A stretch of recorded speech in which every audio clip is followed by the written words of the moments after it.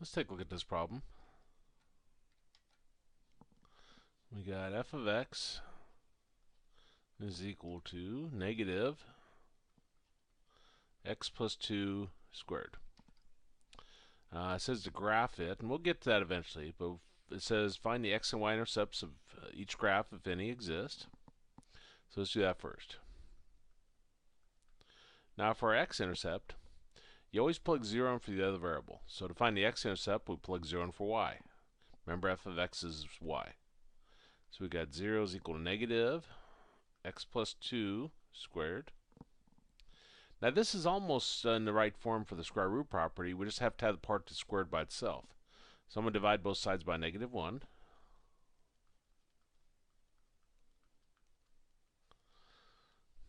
And we get 0 is equal to x plus 2 squared.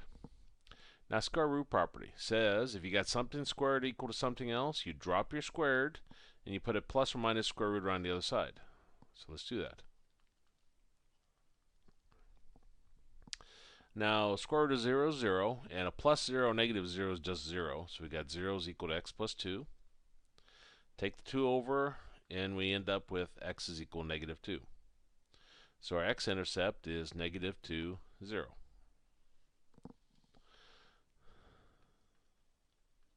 Now our y-intercept. You always plug 0 in for the other variable. So to find the y-intercept, I plug 0 in for x. So I'm going to have y is equal to negative 0 plus 2 squared. 0 plus 2 is 2, so 2 squared. And y is equal to negative 4. So this would be 0, comma, negative 4 for our y-intercept. Now it says if it is given in general form, convert it to standard form. If it's given in standard form, convert it to general form. This is in standard form. So we got f of x is equal to negative x plus 2 squared. Now to convert this to general form, we just need to get rid of parentheses, combine like terms, so forth. The x plus 2 squared I'm going to rewrite as x plus 2 times x plus 2. Now that negative that's out in front is going to flip the sign of everything inside. So I need to keep these parentheses there. X times x is x squared. X times 2 is 2x. 2 times x is 2x. 2 times 2 is 4. So we've got negative x squared plus 2x plus 2x is 4x. And a negative in front of your parentheses flips sign everything inside. So it becomes a negative x squared minus 4x minus 4.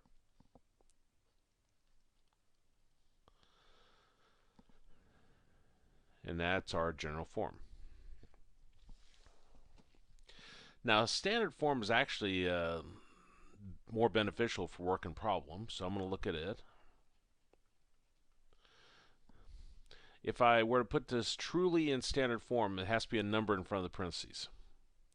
So I'd put a invisible 1 there. So that'd be a negative 1 times x plus 2 squared. And then there has to be a number at the end. And if you do not have a number, you can always put a plus 0. Now the benefit of this is that I have not changed this form, but it also tells me my 3 letters I'm trying to find, which is A. A is whatever number's in front of your parentheses. H, now this is always opposite sign. So H is negative 2. And K is equal to 0. Now if A is negative, that means the graph opens down. And we'll see how that helps us. Find domain and range, list intervals which function is increasing and decreasing. We'll come back to that. It says identify the vertex. If you've found your H, K, and A, your vertex is HK. H is negative 2, K is 0. So that's our vertex. Now axis symmetry. If you found those as x equals h. Well, h we said was negative 2, so x equals negative 2. Now our graph opens down, which means we have a high point. they're now asking determine whether the graph yields a relative and absolute max or min. It's always an absolute, and by default it's relative also. So we're going to have a max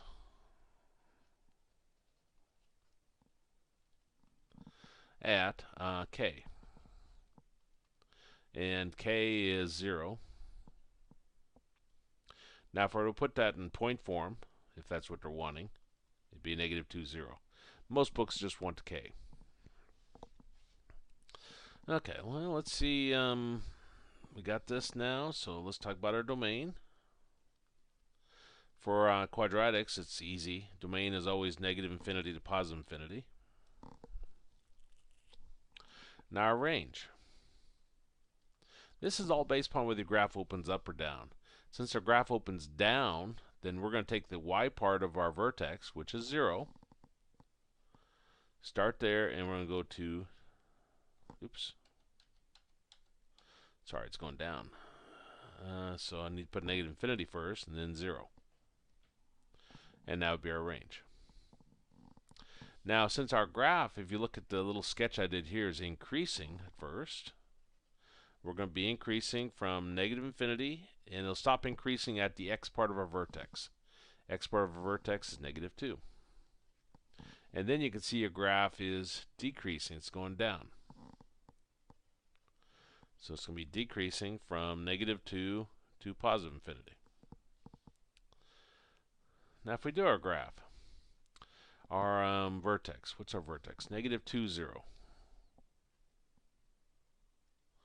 So that's our vertex. Now our x-intercept is negative 2, 0, which happens to match our vertex. Our y-intercept is 0, negative 4.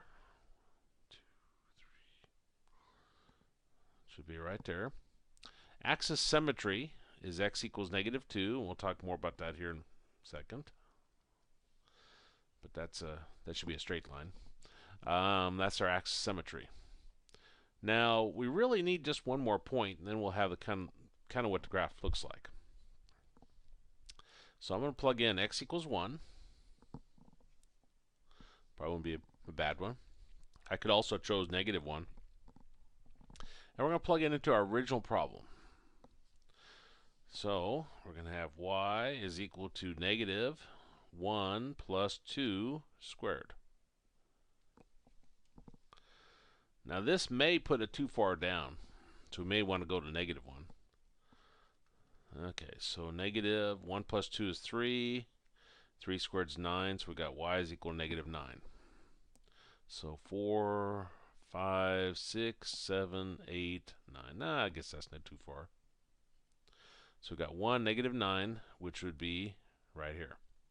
Now that we have 2 points, we pretty well, since we know a graph has a curve like that, have the general sketch. And axis symmetry. If we have this side, then we could flip it over, reflect it across this line, and that'll give us our other side.